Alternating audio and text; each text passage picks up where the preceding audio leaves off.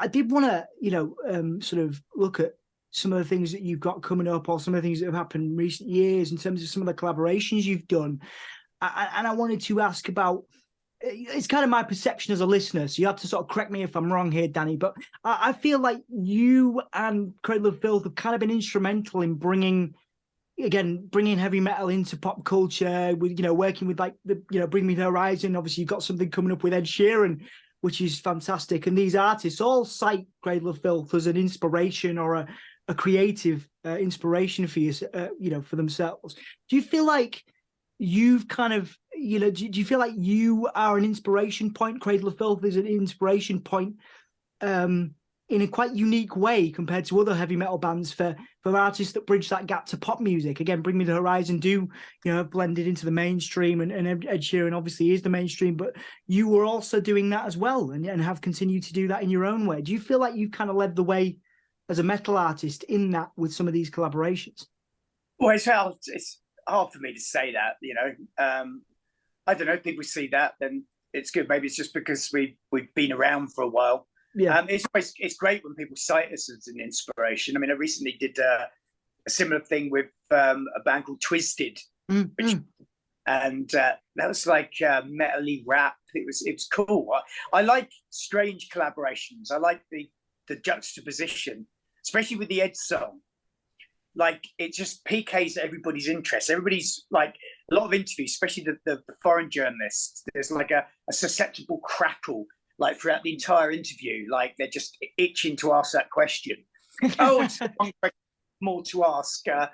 Yeah, and then it just pops out, Right.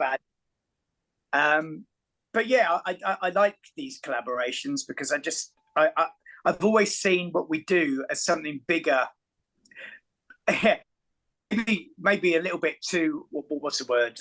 We jump ahead of yourself a little bit too much, a bit too ambitious. But I like ambition.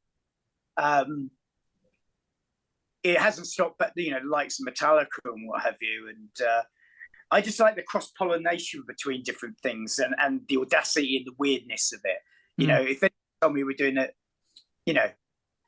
a single with Ed Sheeran, I'd be like, yeah, of course, yeah, why not? Yeah. And it's exactly what you think it's going to be. It sounds like Ed Sheeran. It's got acoustic guitar. It's got his voice on it. It's got my voice on it. And we managed to squeeze a blast beat into the song. Wonderful.